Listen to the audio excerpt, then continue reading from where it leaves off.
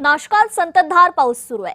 जिल्ह्याच्या धरणांच्या पाणलोट क्षेत्रातही पाऊस कायम आहे। त्यामुळे जिल्ह्यातील 12 धरणांतून पाण्याचा विसर्ग सुरू करण्यात आलेला आहे। नदीकाठच्या नागरिकांना सतर्क राहण्याचं आवाहन करण्यात आलंय। याचाच आढावा घेतलाय आमचे प्रतिनिधी किरण गोटूर यांनी। आज सकाळपासून नाशिक शहर आणि परिसरामध्ये पावसाने विश्रांती घेतल्याने गोदावरी नदीची प्रामुख्याने पाणी पातळी कमी झालेली आहे।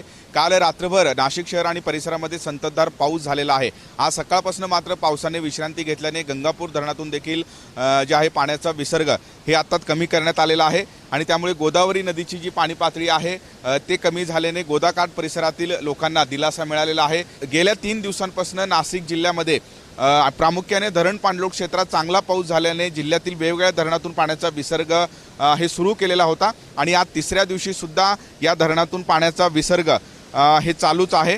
पण जे तीव्रता आहे पाण्याचा तो आता कमी झालेला आहे। आज सुद्धा सकाळपासून ढगाळ वातावरण जे आहे ते नाशिक जिल्ह्यामध्ये आहे, पण पावसाने विश्रांती घेतलेली आहे। काल रात्रभर नाशिक आणि परिसरामध्ये संततधार पाऊस सुरू होता। आज सकाळपासून पावसाने विश्रांती घेतल्याने गोदावरी नदीची पाणी पातळी जी आहे ते कमी झाल्याचं बघायला मिळत आहे। किरण गोटूर, जय महाराष्ट्र न्यूज, नाशिक।